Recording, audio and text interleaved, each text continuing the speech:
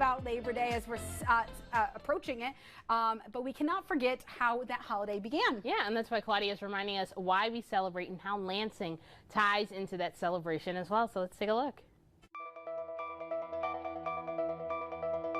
This Labor Day weekend is expected to break record travel numbers, with millions of Americans traveling all over to enjoy the three-day weekend. For a lot of us, it's the unofficial end of summer, but historically, it's been so much more. From parades to picnics to firework displays, Labor Day has become an all-American tradition. But why? What is Labor Day, and when did it become a holiday? And where does Lansing fall into all of this?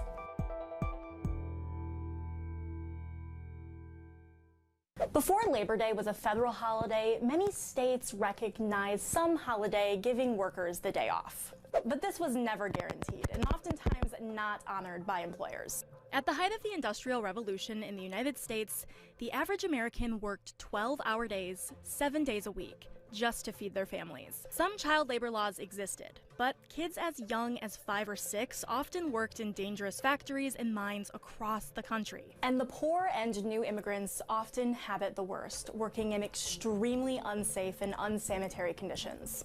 The earliest labor unions started popping up across the country in the 1790s. They started organizing strikes and rallies protesting their work conditions.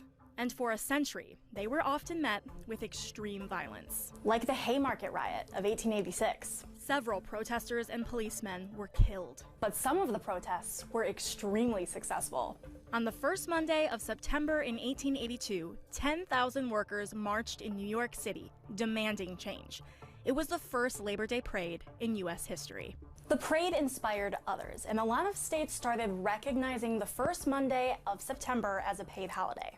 But strikes and boycotts like the Pullman Palace Car Company strike grew more common until they couldn't be ignored anymore.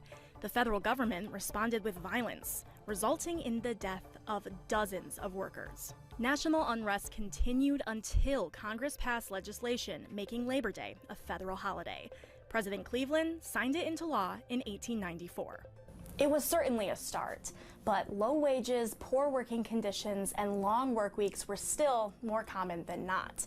And a lot of it was swept under the rug until it started making headlines. The Triangle Shirtwaist factory fire that killed 146 young Jewish and Italian girls caught the entire world's attention. As a result, change was made, and another wave of activism inspired more laws protecting workers.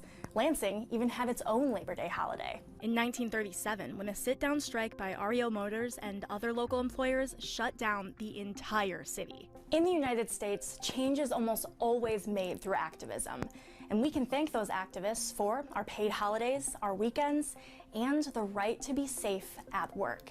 And on Labor Day, we can thank them for our nice long weekend.